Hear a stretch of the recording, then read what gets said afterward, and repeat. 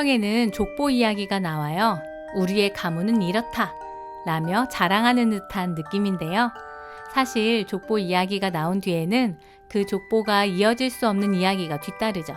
예를 들어 창세기에서는 아브라함의 족보를 이야기하고 뒤이어 아브라함에게 자녀가 없었다고 말해요.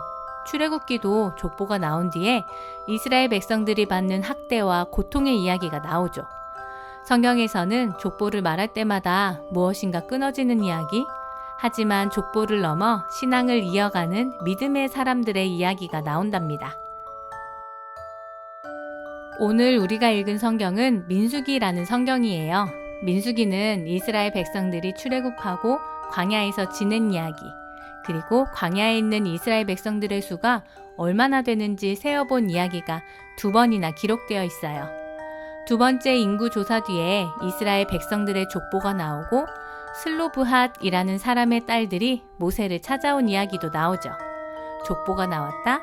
슬로브핫 딸들이 모세를 찾아왔다. 슬로브핫 딸들에게 무슨 일이 생긴 걸까요? 그들에게 어떤 끊어짐이 생긴 걸까요? 그리고 그것은 다시 어떻게 이어질까요?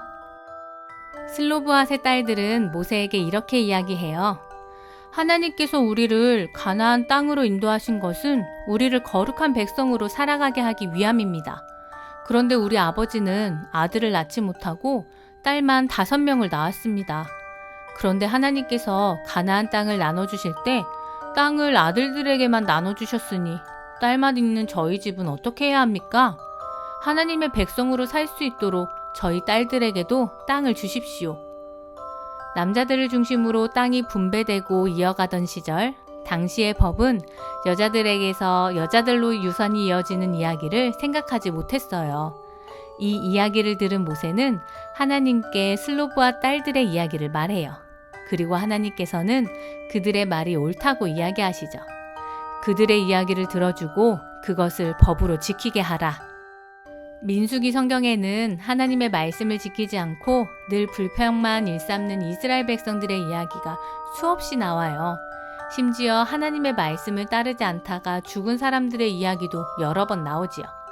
이런 와중에 별과 같이 빛나는 사람들이 있어요. 바로 슬로브핫의 딸들이죠.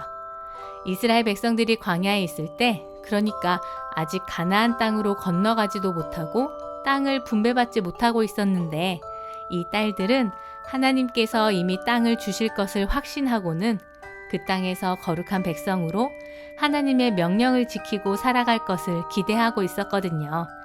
민수기 성경은 이들의 이름을 2번이나 기록하고 있어요. 말라, 노아, 호글라, 밀가, 디르사. 민수기의 27장과 민수기의 마지막 장인 36장에 이들의 이야기가 한 번 더 반복되어 나오죠. 성경은 하나님의 말씀을 지키고 하나님이 주신 땅을 기대하는 사람들의 이름을 남녀를 가리지 않고 이렇게 반복해서 기록하고 있어요. 하나님께서는 슬로브핫의 딸들과 같이 하나님의 말씀을 지키고 기대하며 살아가는 하이바이블 친구들의 이름을 기억하실 거예요. 한 주 동안 하나님의 말씀을 기대하고 지켜가는 삶, 하나님과 함께하는 한 주 보내길 바래요.